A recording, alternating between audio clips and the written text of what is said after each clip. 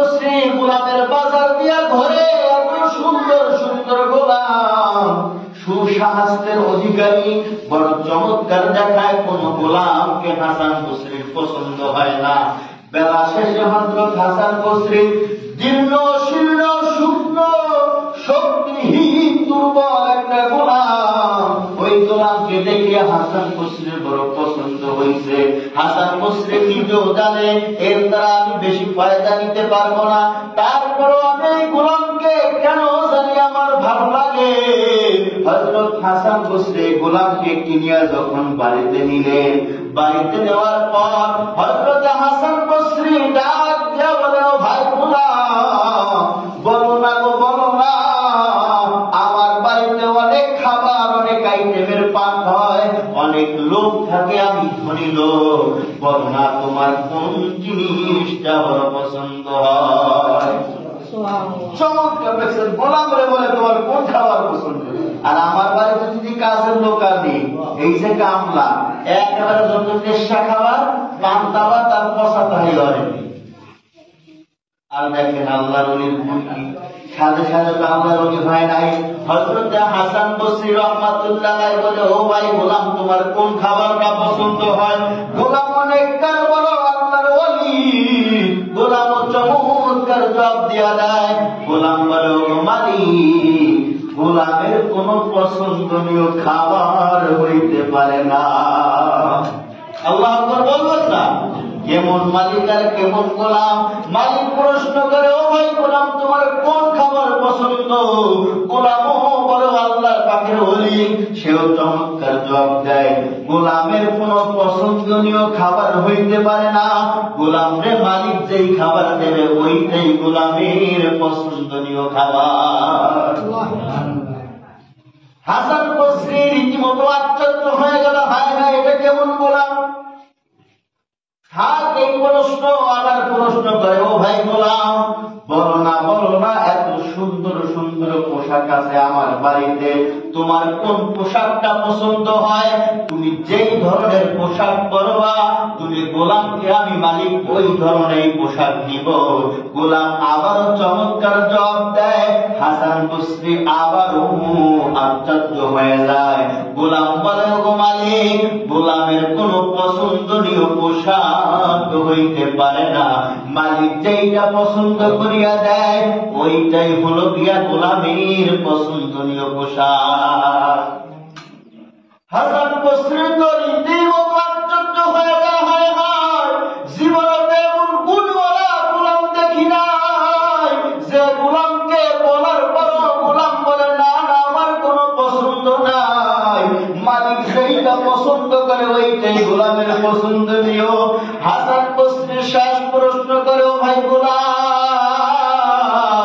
বুঝলাম তোমার কোন পছন্দনীয় খাবার নাই, তোমার কোন পছন্দনীয় পোশাকও নাই, কিন্তু আমাকে বলো না আমার বাড়িতে ছোট বড় পাকা কাঁচা আধা পাকা আধা কাঁচা অনেক ঘর দেখা যায়, বলো না গো বলো না তোমার কোন ঘরটা পছন্দ হয়?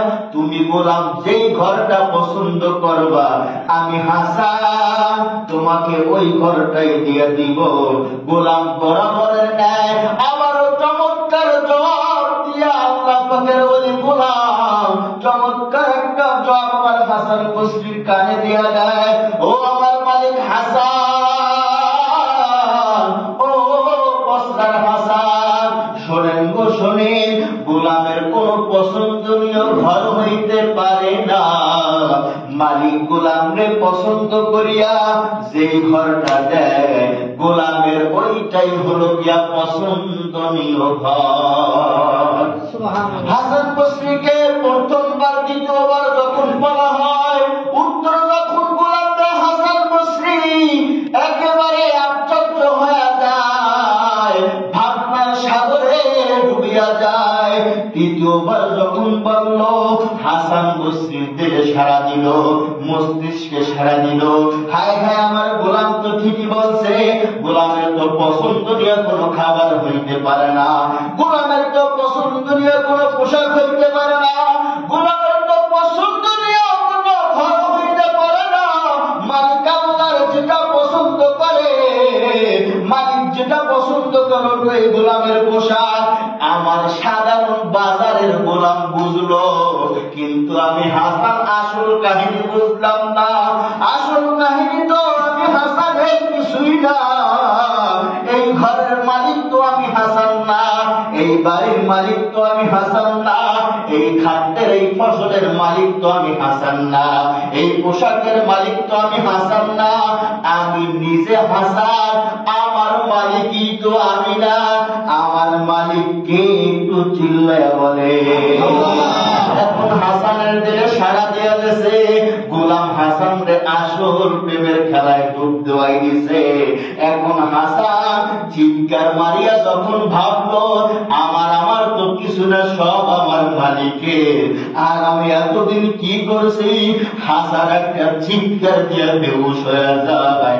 গোলাম হাসানের চোখে মুখে পানি দিয়া হাসান রে হুশে আনার পরে দেখে গোলাম কেমন গোলাম। এই গোলাম হাসান রে মালিক আল্লাহ শিখা দেয়, মালিক আল্লাহর পরিচয় পাওয়া যায়।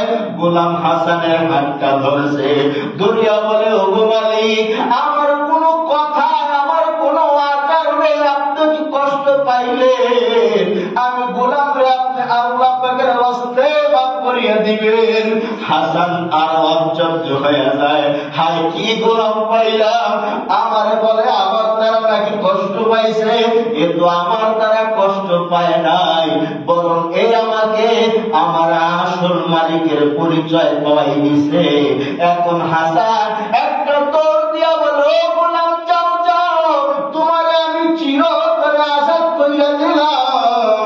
তুমি আজকে যে আমার উপকার করছো, আমি হাসান আল্লাহর পরিচয় জানতাম না, আমি মালিক আল্লাহ চিনতাম না। মালিক আল্লাহকে পাওয়ার আমার কোনো বাসনাও ছিল না, কোনো চিন্তাও ছিল না। তুমি গেলা ওই মালিক আল্লাহর সাথে আমার জোড়ায় দিলা, যাও তোমার আজাদ করিয়া দিলাম।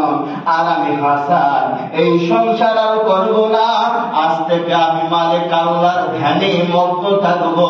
হাসান একটা দৌড় দিয়া জন্মায় যায় মালিক আল্লাহ পাকের ইবাদত শুরু করিয়া দেয়। যে বস্তার হাসান ছিল শুধু হাসান, আজকে সে জগৎ বিখ্যাত ওলি, এক নামে চেনে হাসান বসরি। বসরার হাসান বললে একটা নামে পুরা দুনিয়ার মুমিনের অন্তরে গাঁথিয়া যায়। আল্লাহ পাকের ওলি ওই হাসানের নাম। এই জন্য আমরা হইলাম গিয়া গোলাম আমাদের মালিককে। আল্লাহ যেইটা দেয় ওইটার উপরে রাজি খুশি থাকার নামই হলো গিয়া মুমিন, এটার নামই আব্দ, এটার নামই হলো গিয়া গোলামি।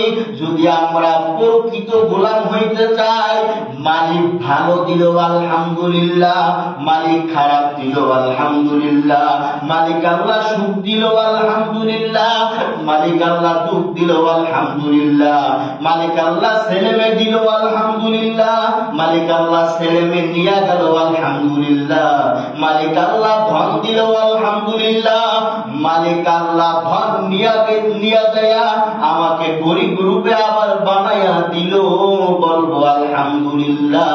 কারণ আমি আশিক, আমি আমার না।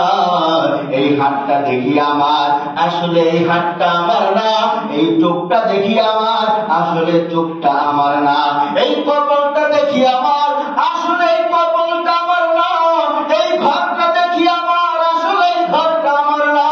এই জায়গা, এই জমি, এই দোকানপাট, অর্থ সম্পদ, আমার স্ত্রী, আমার সন্তান, আমার আমার আমার, এগুলি কিছুই আমার না।